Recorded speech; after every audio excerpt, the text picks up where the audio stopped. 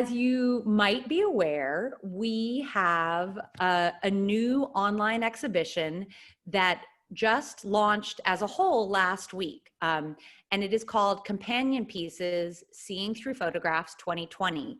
It's part of a longstanding series that the museum has been organizing since 1985 to introduce the achievements of artists who might be less familiar to our audiences. And this is the first time that we've ever had an online only version of new photography. But it has been a really great way for us to think about how can we share these practices with you virtually. And one of those ways is that every week we will be featuring one artist. And this week, you guessed it, the very first week, it's Dionne Lee. So we are thrilled. There is a piece on Magazine that is live now, which we will also share with you with the recording. But it is a real joy to not only kick off our fall Seeing Through Photograph season, but also companion pieces with you. So welcome, Dionne. We're so happy you're here. Maybe we'll kick it off. Lucy, do you want to tell us like how, just a tiny bit about the exhibition and how maybe it was Dionne's work and how that led you to that theme?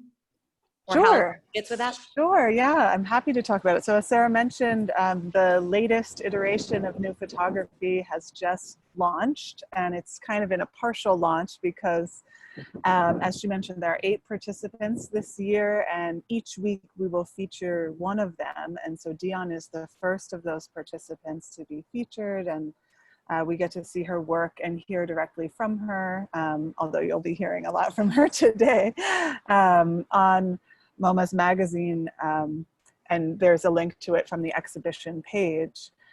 Yeah, like our past New Photography exhibitions, these are artists that are at various stages of their careers, but none of them have been part of MoMA's exhibition program before. So this is really an exciting exhibition series at the museum where we can bring new work to all of our various audiences.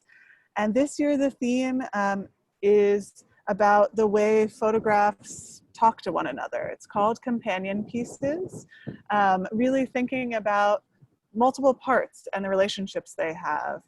And there are some works in the show that are paired images that are maybe sometimes even hinged together in the way that they're presented.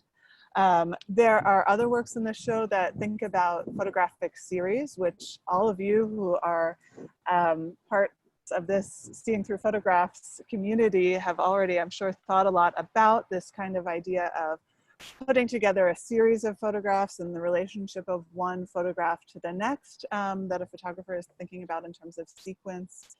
And then there's also artists who are really thinking about montage and what that process can do when you're sometimes combining multiple photographs from different times, photographs that you, the artist, have made, and photographs that you found that have been made by others, and what that bringing together does. And I think that that will definitely be one of the things we'd love to hear from Dionne about, because she's made so many great images with her camera out in the world, and then worked in the darkroom with them, and then combined them with other images that she's found. And so this process, I'd love to learn more about. I'm always learning more about it. So that's the short synopsis, and happy to talk more about Dionne's. Oh, don't worry, we'll make you.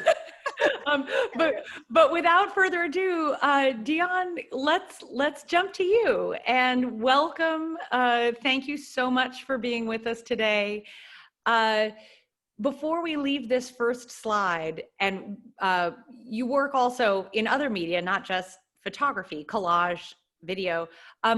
But do you want to talk a little bit about what we're seeing here? Yeah. So hi, everyone. Thanks for being here. And thank you, Sarah, for inviting me. Yeah, so this is I don't know how familiar people are with my work already, so maybe I'll assume just not really. Backtrack a little bit. Yeah. So let me just the magazine article just launched today. So yeah. So I work, as Lucy said, in photo, collage, and video, and I'm interested in my relationship to landscape, and I think particularly the American landscape, or sometimes I say like the natural world or nature. And in trying to understand my relationship to those spaces, I often think through moments in history of how Black people have been in relation to the land. So that comes from the beginning of like coming here across an ocean and being forced into enslavement, up until kind of even considering things like the Great Migration, and then even thinking about who gets urbanized and how that shifts relationship to nature or landscape. So I grew up in New York City, in Harlem, and I saw someone in the chat say they were in Harlem, so that's cool. Hi. And cool, Caitlin. Okay. I feel like I'm gonna keep looking at the chat. It's a magnet. Yeah. So and I only say that to say that I'm not someone who grew up in like wilderness spaces. So those have always been kind of unfamiliar to me, but also felt like both unfamiliar and kind of scary, but also kind of there is a sort of a natural like healing that nature can bring, right? But kind of holding those two, the discomfort and the comfort at the same time. But anyway, so onto this piece. So this piece is collage, and I'm not coordinating with the 1619 project, but I promise. Sorry, let me actually one more run of show things. Because as you can see, it's very interesting to see where everyone's coming from and what you're saying. If I could ask you to please put your questions in the Q&A, and then I promise we'll try to get to all of them, but then we'll make that my problem, not Dionne's problem. I'll also get better at not reading. Yeah, you can.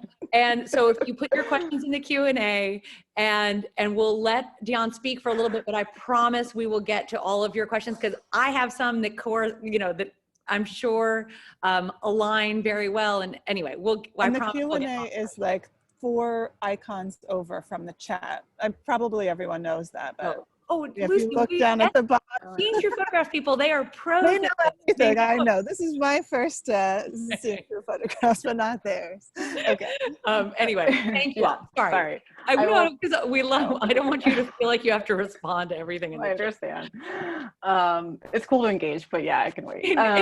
So we actually sometimes invite people to go live with us. So we can also, if you see somebody's name and you're like, I want to talk to them, we can do that. Okay. So yeah, let me just, for time, let me get back to this piece. So yeah, I'll just explain how I made it and a little bit about it. So this is a collage that was made of 3 different pieces of paper. They're all silver gelatin prints, and the purplish pink one in the middle is just a piece of unfixed silver gelatin paper. So if you're familiar with the darkening process, you know that if you don't fix your paper, it will continuously be exposed to light and change colors over time. So I don't actually, this piece is like, I just got it returned from Lightwork, and it's sitting in a box, and I don't know what color it is anymore, but I'm curious to see. I was gonna ask. Yeah, I don't know. But so the gesture that I'm making in the center image is a way to, I'm demonstrating how you can measure the stars in the sky, and this is what you can do to find the North Star. Which is on my left when I'm looking at the screen. My pinky would theoretically be at the end of the Big Dipper, and then the last pinky would be pointing to the North Star. And I found this gesture really powerful in the sense that if you like have, hands and like fingers, you can do this and you can orient yourselves and thinking about how the body can be its own kind of compass or a tool to kind of guide you. And that relates to people fleeing enslavement in the South and following the North Star, right, to get north. And just a couple of other things. The larger paper in the back was treated with graphite after it was exposed, so that's why it has that kind of like, I don't know, rough little cement-ish quality to it. And there's also graphite in the center, but it's kind of hard to see on the screen there. That's great. Yeah, I could maybe say more, we but I'll could just jump and watch, because one of the earliest pieces that is in the exhibition per se is this video piece. So maybe we'll jump away from the PowerPoint to that and then come back to the images. Okay. Thank you, Sarah Myers, who's behind the scenes making all of this happen.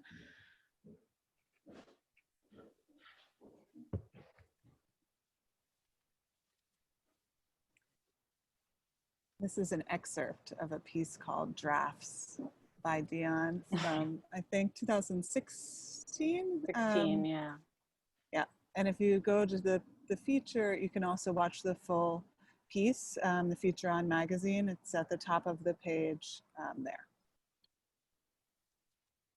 And there is sound, but the sound is pretty subtle. So this may be something that doesn't translate very well over Zoom, but from MoMA's website, you can definitely hear it. It's got it quite satisfying, actually. You just imagine paper tearing. That's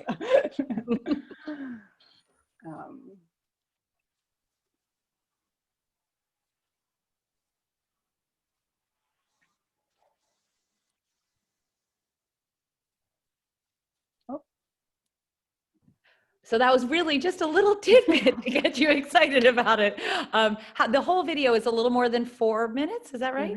Yeah, I think it's closer to 6. Oh, sorry. Okay. Yeah, a lot more than 4 minutes. But maybe Chris or Sarah, could we pull back up some of the images and let Dionne talk through some of the other ones? It's I funny. can talk about the video a little bit too. Oh yeah, great. Saw a little bit of it. Yeah, please do. Yeah, so because that video is actually kind of at the start of me really entering into collage and thinking about landscape photography in general. So if you look at the video on magazine, you'll see that, 719, thank you, Ella.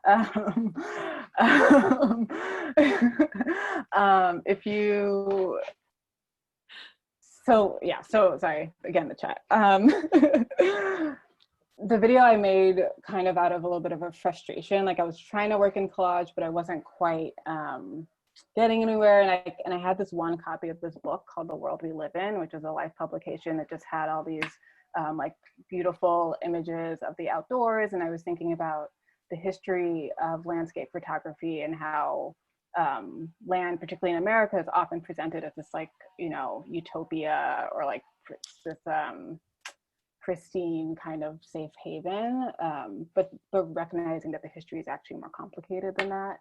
And so this was actually started as an exercise where I was like in my living room going through this book and cutting things out and realizing what happened when I folded over the image, what was revealed after, and how those can speak to each other.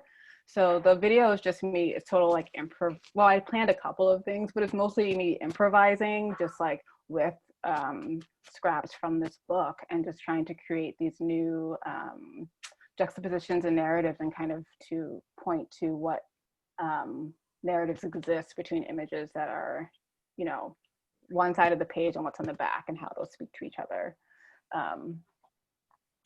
Yeah, that's where that video came from. I also love, Dionne, I've heard you say that when you were talking about that, you had, how do you describe it? But this sort of like being nervous about the permanence of making a collage. And so that the video is like kind of, and you kind of take baby steps into that process. Yeah. But I find it fascinating because of course, there's something so definitive about tearing. In other words, you had expressed an anxiety about collage being too permanent, but in my mind, like once you tear something, then it's rent asunder. And anyway, so it's interesting No, it's all true. And there was definitely a huge gap of time between when I got the book and I started tearing it up because I was just like, no, it's the only one. And yeah, I didn't glue anything down for like a year and a half. I just like couldn't do it. But now, obviously, I'm like deeply, almost like it's addictive actually to make these collages. And I could talk more about just like even the making process where this one, True North, is a collage again of silver gelatin prints, and it relates to the first image that we saw. And this is a double exposed image. It was double exposed in the dark room and then solarized. Just the back image of the hands doing that gesture. But when I was, I went to like this weird like retreat, this weird like hippie retreat, and we learned how to do all of these like back to earth skills. But in that, there was an astronomer there, and who mentioned that there are two, oh, I'm going to butcher this, but basically that there's two different north, like there's the North Pole, and then there's something called true north. And I thought that that was just kind of funny, since I was already thinking about the North Star, and that is like source of guidance, but also like aspiration. Like we see north as an aspirational point. Anyway, so I just wanted to play on that double theme of there being these two norths, and how that kind of felt like a weird trap. Like there's no actual way to get to this aspirational point. There is no like, there is a true north, but there isn't one in terms of like theoretically, in terms of like kind of get to safety. But so there is repositional glue, yeah. Yeah, you know, so actually, so when I make these, it's funny, like I did have a lot of anxiety gluing things down, but then I found that what was really generative for me was to make the decision, and if I didn't like how something looked or whatever, to then just be like, okay, well, I'm just gonna cut this over again and keep remaking the piece until I feel like it's done. And there's actually a piece further into like a few slides in. It's the first untitled piece. Here, let's go a little. Maybe we could go there. Yeah, I Chris, was just going to say this idea of reprinting the same picture again and again, and then using it. In Thanks, Chris. pieces. I love how, like, you know, you might have used it a couple years ago, and then 2 years later, that image that you made, you can reprint it again and put it in a new, unique piece. not reprinting it as the same edition, but making a new, unique collage where it's in conversation with other elements. Yeah, for sure. So this would be the next one. This one actually in particular, just as an example of like, this is something I remade over and over again, which is like, you know, there's lots of layers to it. And it was that process of just kind of cutting and not accepting the permanence of, like, even though I permanently glued it, but there was a way to push up against that through just like recutting it anyway, and putting new images behind. And this is one where I started to use more mixed materials and color, a little bit more color, where there's some like transparencies in here. And is that how so can you tell us a little bit more about how you made it? Because I think, you know, you also described that one of the challenges of COVID was not being able to have access to the darkroom, and how that had an impact on how you could even make what you were planning on making. Yeah. Factor into that? Yeah. So this is, so yeah, when COVID started, I just collected all of my prints and scraps from the darkroom at Stanford where I teach, and I brought it back up to Oakland and just kind of, you know, spread out on my floor with my cats and just kind of went for it.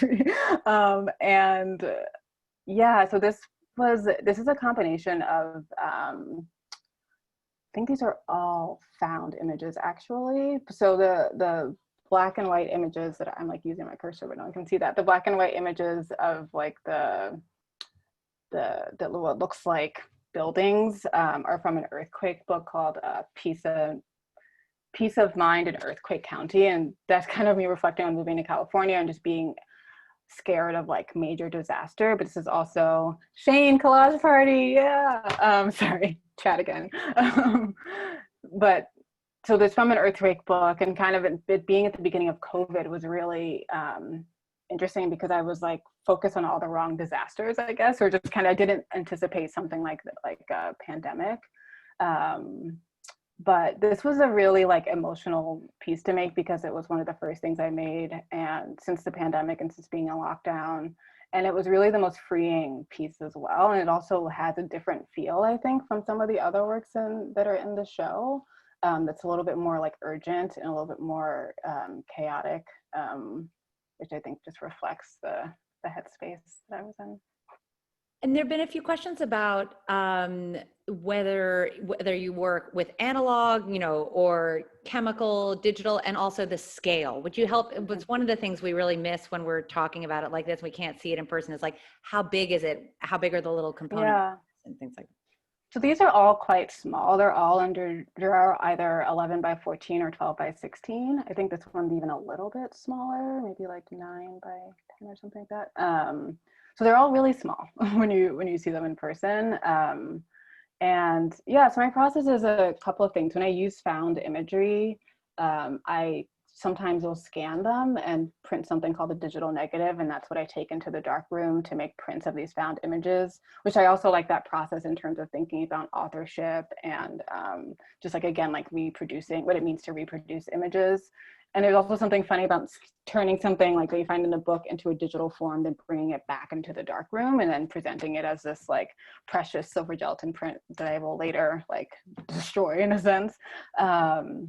So that's, and then obviously the images that I take are done on film. People care, I use a Pentax. Yeah, and so they either, one where they go through different iterations to get to the silver gelatin print. Because even sometimes the scanning process, which there's a piece that's not in this slideshow or in the show, I think, but to get to the scanning process, sometimes I also do manipulations on the scan bed as well. So I can be shifting the piece and then turning that into a digital negative and taking that into the dark room. That's great. It's certainly, it's not always evident when you're looking at the work. You're like, how did she do that? While I do want to talk about the process, I think it's also important to get at the sort of why or the motivation, you know, some of the fears and the myths that you are addressing in the work, because the process is fascinating, but I think in order to really do justice to what you're making, it's like, how are you harnessing all of this and why? Would you, I don't know if this is the one you want to use to speak to that, or Fleet, or anyway, maybe we'll pick we can go through, yeah. Maybe skip ahead a couple slides. I think Fleet might be a good place to go. Okay, so I think is Fleet. Yeah, so. Yeah, perfect. Yeah, so I mean, kind of what I was saying earlier is that piecing through these images is kind of me figuring out my own positioning, I guess, in I mean, to be really general, just like it's me figuring out my position like in America, but just focus specifically more on landscape. I'm sorry, can you repeat the question actually? Just sure. Like why? Well, yeah, I didn't mean to make it so hard. That's okay. What I meant was, like, I think the process is one thing, but I think all of your images have meaning for what they are images of. So whether it's of a sail or of a way of navigating in the world, it's not, you know, it's navigating as who you are today and how those guiding principles might have been historically significant and what they do. So each gesture, each part of your work is alluding to your relationship to the landscape, to to past written narratives. You know, you're always tearing from books and things. So I just wanted to give you a chance to talk about you with respect to the images and the process. Yeah. Okay. Thank you. Sorry. I wasn't really a question. I was just meaning to. Yeah. I didn't want you to feel only obliged to speak to the process. I wanted. Sure. Yeah. I love talking about both sides. So both. Yeah.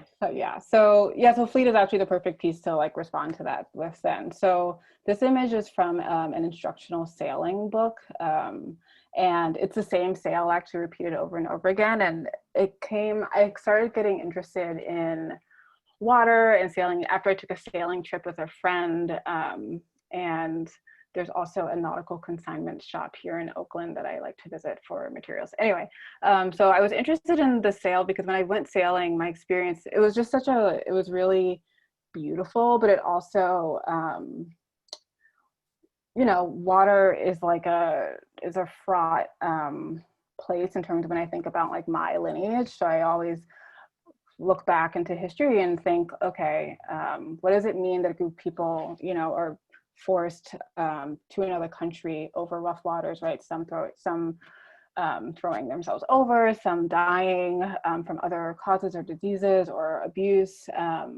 And how does that affect like generations to come? So I believe in like ancestral trauma. And I think a lot of my work is kind of piecing through that and trying to undo a lot of that trauma for myself as it relates to spaces in wilderness and something like water, which I consider a wilderness space. So this, the sale was, I scanned it like I did like I have with other images, and I manipulated it on the scan bed to kind of create these like billowing kind of, almost like, I mean, they almost feel a little like, I keep thinking demonic, I don't know, but they just have a very like dark energy to them. And for the quality, if you see them up close as well, of the paper. But I want to turn this like symbol of exploration and a symbol of like freedom, which is like travel, and the ability, or just like thinking about who sailed across large bodies of oceans, right? And what were the implications of that? I wanted it to show up in the tool itself. So that's kind of where this came from. I also, which isn't in the show, but I also made a part of this like water theme. I made a rope, which is that you use on a ship for, it's like the running and rigging line is how you get your sail up and how you position it. I made one from scratch also that just like hung in a gallery space on its own, to also think about that as a tool for like, you know, lifting your sails, harnessing the wind, being able to like move forth and like be an explorer or whatever, but then of course at what cost, right? But yeah. Pick one more and I'd love to have you pick, maybe, could we go back a little bit? Because there were some, maybe one more. Yeah, maybe let's talk about this one, another recent work. Yeah, this one will be hard to talk about, honestly, because it is, I think similar to the one before, it's so new still. And I feel like I'm still, you know, like you can make something and it can still be teaching you things later after you've made it, right? I believe in like being in conversation with my work that way. So actually, then maybe just as something new and different, let's try. One of the things, first of all, I love that you're responding to the chat, because this is one of the things we love about seeing through photographs is like anything goes, it's all fine. But Lucy, maybe instead of asking Dionne to respond to this work because it feels so new to her, maybe we could ask you to respond to it and to let Dionne hear what you see in it. Sure. Yeah, I mean, like Dionne was just describing, it's one of the newer works. So when I first invited Dionne to be part of the project, the as yet unnamed project way back when, she hadn't made these works yet. You know, these two collages were recent works that she made after the pandemic began. And so I loved that there was imagery here that I could recognize from some of the works that I had seen, like North and True North. But then this different kinds of scales and the materiality of this work that were just so exciting and urgent. I think, you know, Dionne's description of the last collage process and the urgency there is something I also see here, where we're seeing maybe sprocket holes that are the same scale as the cutout hands, you know, and there's this kind of confusion of visual, like the visual, seeing echoes of one circle to another place, but where those actually come from, their sources are totally different from one another. And that is something that I think Dionne has talked about in other works, like sometimes bringing together elements that have this sort of visual play, this visual echo with one another, but bringing them together says an entirely new thing. And that was something I really saw here in this piece. And then we also see the process of working with the materials and the cut shapes and adhesive. All of those things are so at the at the surface here in a different way, that I also thought was great to bring in. Can I add one thing that to me, I've heard you speak before, Dionne, about the void as a way of sort of inserting blackness into your work. It's like, because your work, isn't explicitly about a lot of the things, you know, you take. And so to me, I find it like that this whole thing is emerging out of Blackness, but that at the center of it, at the piece that sort of references back to earlier points in your career, you've reinserted another void, and that the hand itself isn't like a hand, but it's a hand that's represented through that absence. So to me, that idea of like how a void can be a portal, or that's one of the things that I like about this work. Yeah, And also, and by the way, there have been some great comments in the chat about what other people have seen in it, which might help, you know, with new work. We tell you what we see in it, and then you see. Which someone did bring up I saw in the chat, someone did say portal, and I was like nodding when I saw that, because that is something that's been a theme for a long time, actually, in my work, because I do like to think about, one, it is like an insertion of Blackness, like you're saying, Sarah, but it's also, I feel like, a way of, it's just like it's an offer to move through space and to reinterpret something. So like if you go, like, what is on the other end of the portal, right? You can look at an image, but if you know, move through that space, move through that Blackness, like what's on the other side, I find interesting. And I think it's a reason why it continues to show up in my work. And I will just say about this piece, so while it was new, or it is new, and I still feel like I'm learning, like it's teaching me and I'm learning about it, I will say that this was also the first time I really used text in a work. And the text, I believe it's from this book that talks about things in the air that can kill us, basically. And it was at the time of, I know it's pretty dark, sorry, but it was at the time of, like, you know, processing what's happening like in the world. And it was really, so I just felt like I wanted to include that in there as I was thinking about things.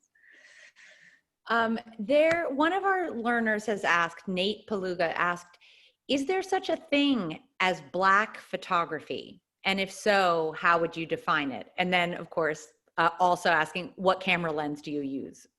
Or was that part of the same question? But maybe we'll focus more on the first part of that. Is like, if you think there is such a thing, how would you define it? Is there such a thing as Black? I'm not sure if I will say first maybe how I'm understanding the question, and then I will try and answer it. I'm understanding that is there a such thing as Black photography, is there such a thing as like photography that is representative of the Black experience, is maybe how I'm interpreting that. And go ahead, Sarah. I mean, I don't know. It's a question that had occurred to me, but I thought it. So I mean, I guess I would say yes, but I also wonder,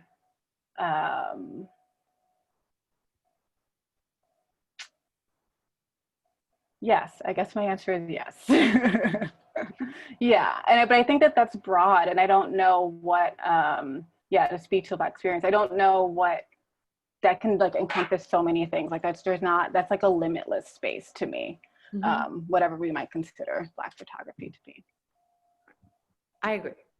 I mean, I agree so long as it's, you know, to me, the categories become dangerous when they're ways of saying like, I'd like to understand this exclusively in this arena and not as a part of the broader art histories. But so in that, I might resist it. But I would say to what you're saying, and considering it as part of a limitless field and understanding how to triangulate in that, I think would be. There are also several questions about, you know, when you began collage, about the process. Did you start with photos or collages? So I don't know if we want to maybe go to, I think the image just before, after this one from 2018. In other words, we'll pick something that's slightly earlier. Sorry, I think it was just before. Anyway. Breaking Wave. Yeah, Breaking Wave. Thank you. Yeah, this was, again, I was a little too scared still to like, but I was still into the act of like tearing. And I think the similar to the real drafts, like this act of like tearing, like you were saying, it is, you know, permanent, right? And it is like destructive. But I was thinking, at that time I was thinking more about my relationship to these images and thinking about challenging authorship or the original intent of the images. So more so in drafts, maybe not in this particular, but a lot of those, you know, pristine images, the tearing of like a beautiful landscape photo means something, right? And I think that's also informed my choice to then turn those into silver gelatin prints to add to that like preciousness, and then to challenge that preciousness.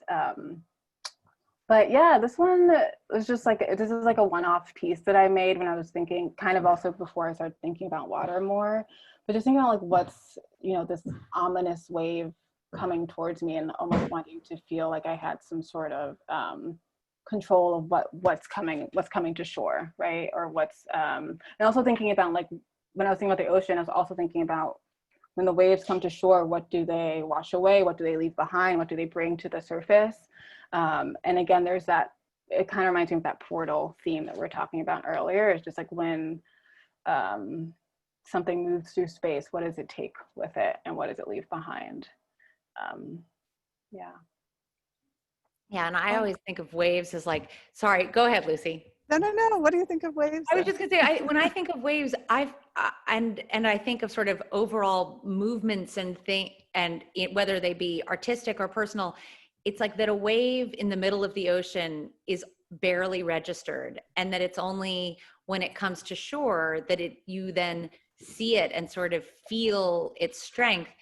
I find that, and then that you're, you know, tearing that apart and offering us a chance to understand it together. It's part of what I like about this work. Yeah, and I'm also doubling down on like what's happening in the image, which is a wave break, like that point in which it, you know, starts to crash and starts to become that, like, return to that ocean. It's called like when a wave break. But sorry, Lucy, you're gonna say something. Oh no, just that another of the water themed works that you have in the group here, I thought it might be interesting to tell people a little bit about your source material for that. Just that we've talked a lot about your interest in the way landscape is sometimes portrayed or certain survival techniques that you've used. But then there's this other piece that probably is after this. Yeah. After Fleet. Yeah. Yeah, surface tension, where it has a certain mood, I think, but from what I understand, the source material is actually, these are images of synchronized swimmers. Yeah. And so this idea of the different figures working together and what they're doing can be really meaningful in the piece, but then because of knowing some of the themes that you're exploring in your other work, I immediately read it in a different way as a you know, Atlantic journey of people that were coming to be enslaved in this country, and the, you know, the scariness and horribleness of that history, and then that you've actually gotten at that feeling through a different kind of source is something really. Yeah, this image, or this working with these images of the synchronized swimmers kind of came from my own experiences with water, where like I am not a very good swimmer. I had a drowning experience when I was a kid where my friend Gina we were like 10, and she had to like pull me out of the water at her pool party where I was like, anyway, but these like these life experiences are always to me tied to greater historical narratives. So I think about, there's a stereotype that like Black people don't know how to swim, or that like, and I think, why do stereotypes like that even exist when of course we do, but I mean, I'm not very good at it, but of course we do. But it's, you know, related to, okay, what ancestral trauma, what can happen in terms of ancestral trauma if people are brought violently to a country over the ocean, but then also when public waters were segregated for so long in this country, like, and then you have the like audacity to be like, well, you guys can't swim. It's just like an interesting, it's not interesting, it's just, you know, sad. But that's what I was thinking about with this. But then I was thinking like, okay, who are experts in water? And it led me to thinking of synchronized swimmers.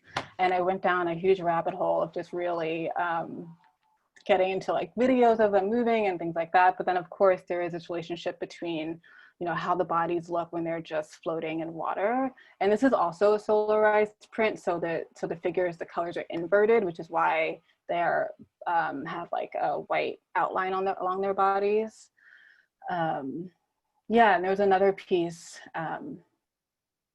that's not in this, but maybe I won't describe it since it's not in the slideshow, but I don't want to describe something that people can't see, but that's what I was thinking about with that. And similar things elsewhere. That's all right. Yeah, and it's similar to the fleet, right? It's the same thing of reckoning my own experience with those spaces and understanding how they're tied to larger historical narratives.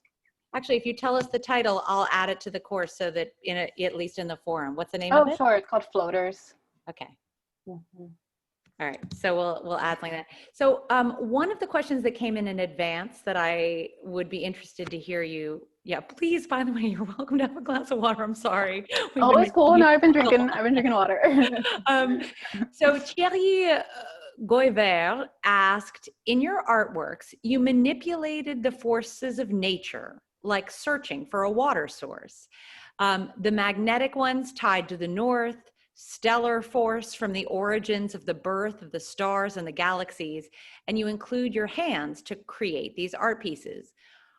Do you suggest, or are you suggesting, that artists are those who master the forces of creativity to search a new artifact between various mediums? And I would say, yes, you consider that as an open-ended as you would like. Yeah, there was a lot there. Really, that was a good question. Thank you.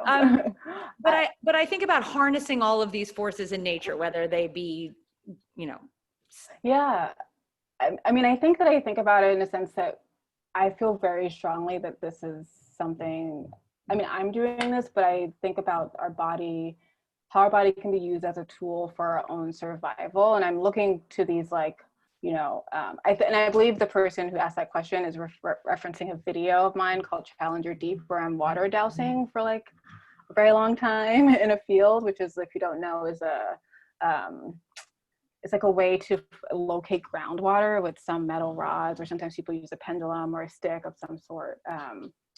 So yeah, so I like to think as the body as a tool for our own survival. And I also like to say that most people can do these things, which to me is what's amazing about thinking about these kind of antiquated survival skills like water dowsing, which is like, why would anyone do that? There must be better ways to find groundwater, right? That isn't so like, I was literally like wandering a field, just like waiting for these like things, these metal rods to cross. And also you don't know if it's really working or not. Right. I was gonna say, isn't it a little bit like, is your knee, you know, when you hit your knee, is that really responding, or do you just want it to do that? Right. Yeah. And I will say, so when I made the video, I spent over an hour out there, and it did cross at the same spot every time. I will say that. So do with that what you will. But it is this like, there's an element of like mysticism to it, and faith. And faith is something also that I feel like you need in order to survive. So I think about just like you need both practical knowledge, and you need this like faith in something unknowable. And yeah, so using the body to harness, yeah, I would say that's a really great way of putting it. And I would agree with that. But I wouldn't say that's just artists. I feel like that's everyone, right? And something about these, like, when I was studying some of these survival skills, they're really, because they were made because these were developed before a time where we had technology, or like the technology that we know of today. I think of them as being really, as like an equalizer, kind of like anyone can learn that. Or similar with the True North, like once you learn how to orient yourself, like no one can take that away from you, right? That is something that like you then own, because it's just knowledge. And I think that that's what's different about like navigating on your phone or something like that. I mean, if I can, I actually think it's partly what we try to do in this course is to say, like, we want to give you fundamental skills about approaching photographs that you could apply to something made 150 years ago or something made yesterday. And that these tools for critical looking, or I mean, obviously, while not survival, Mm-hmm. but they, you carry them with you, and then you apply them in other circumstances. So I feel like I've learned some survival tools through your work, even without going to that whatever that camp That retreat. whatever that camp was.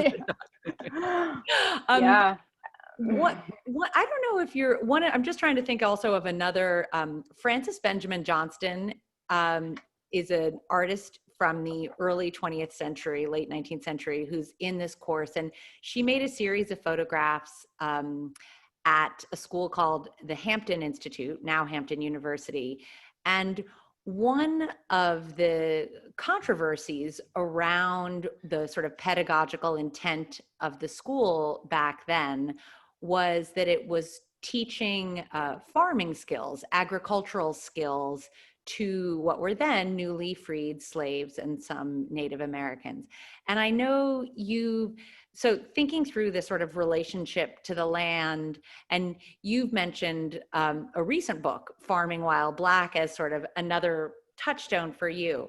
And so I was wondering if I could encourage you to talk a little bit more about your relationship through your work to land and landscape. Yeah. Well, I will just say that book, Farming While Black, it's amazing. It's by this woman, Leah Penniman, who runs a farm in Albany, or right outside of Albany, called Soulfire Farm.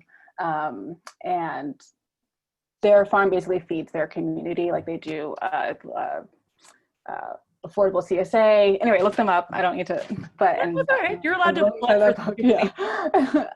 But just a very brilliant person who just, it's really inspiring. But yeah, so my relationship to all of that, if I'm remembering your question correctly, is my question was just I'm encouraging you to talk about like land as a farming and land in relation to landscape in your work. Yeah, I mean, I think a part of Leah Penniman's, like, something that she says a lot is, reclaiming these skills that we were once experts in, which is like, we were forced into labor on the land, but that also made us like experts on this land. And we were also experts before, because of course, a lot of people are familiar with stories of people being captured but putting seeds in their hair to bring over, because they saw that as like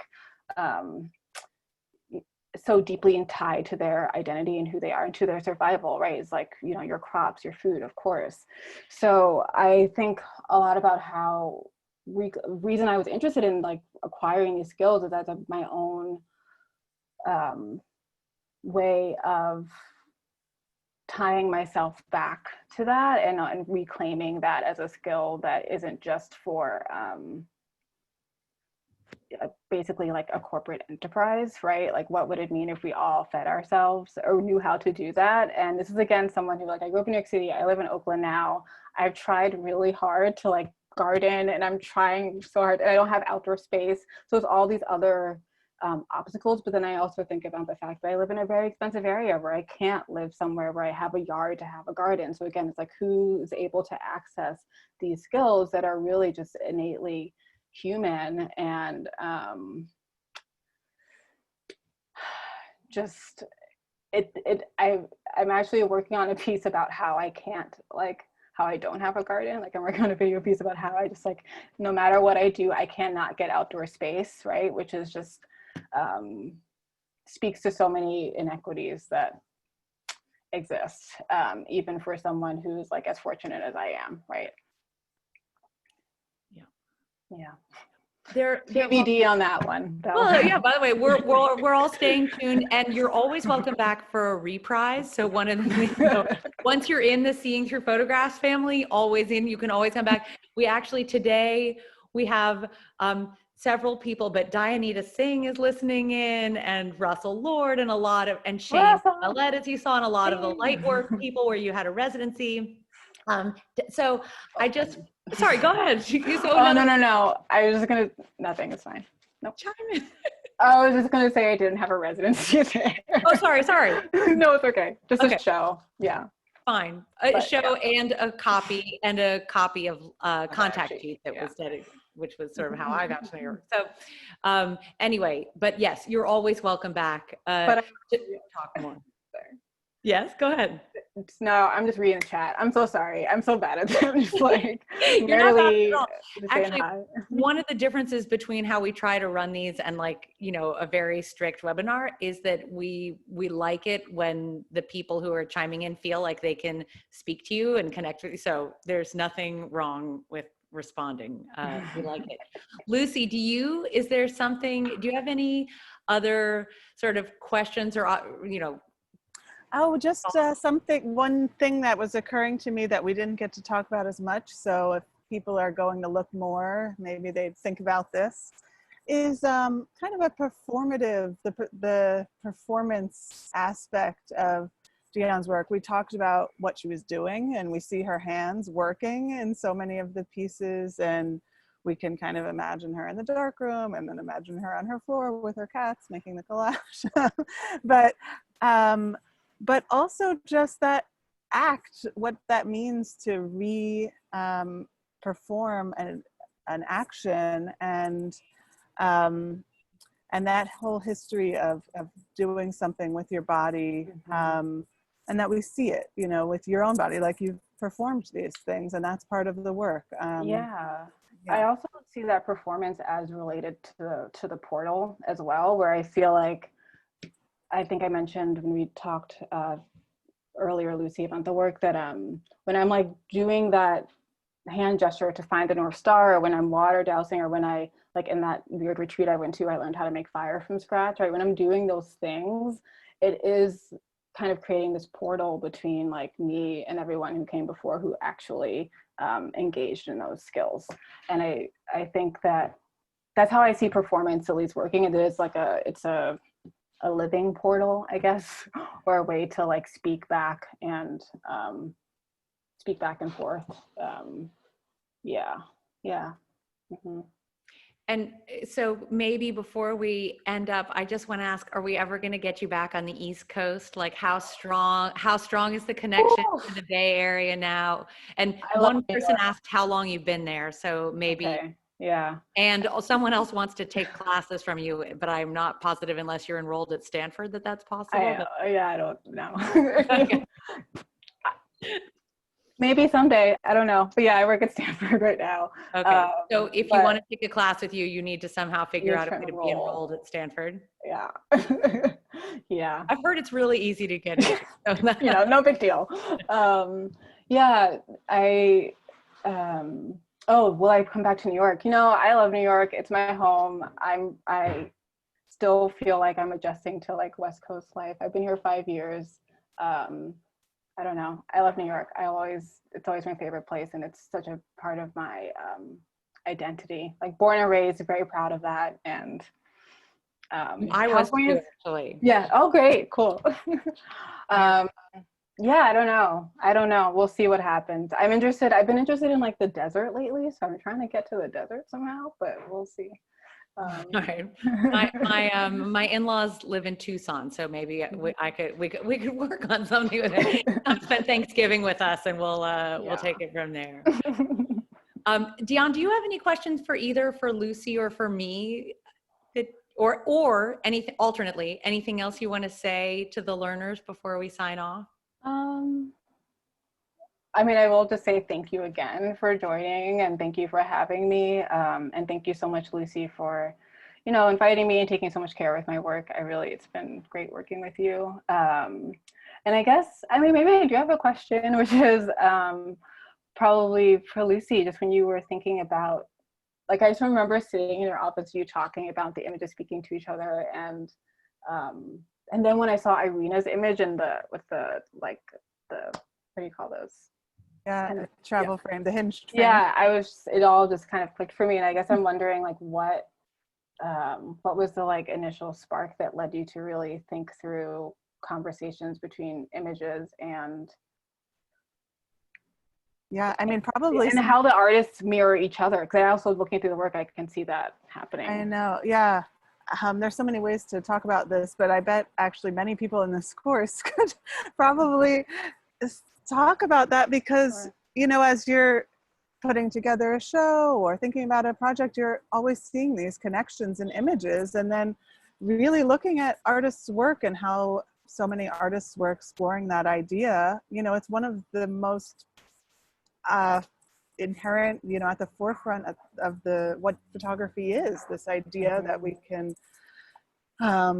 see an image repeating again and again as we reprint it, or that an image might have a relationship with another as we're seeing images in print next to one another. It's just so part of the way we look at photographs. I mean, and shockingly though, Lucy, you know, we did a full revamp of Seeing Through Photographs recently. So we have a new version of it in which Dionne and all of the other new photography artists are featured. And we have a new module in it called One and Another, because we realized, like, of all of the things that I missed from when we did this the first time, what we were really missing most was the ability to talk to series and sequences of images, which is something, of course, that you brought together so beautifully in this exhibition. So, yeah. So congratulations, Lucy, for a great show. Dionne, thank you for being so generous with your insight and your work. And you are always, always welcome back. So, and finally, thank you to the AV team and to the education team behind making all of this possible, and to all of the Seeing Through Photographs learners. We so appreciate your role that you play in the course. And I know that Dionne has new ways of thinking about her new work, thanks to you, just by reading your observations in the chat. So thank you. No, really, I mean it. I've learned a lot. No. Thank you all, and ciao. Thank you, until Sarah, the next and time. thank you, Dionne. All right. Thanks, y'all. See you Bye. later. Bye.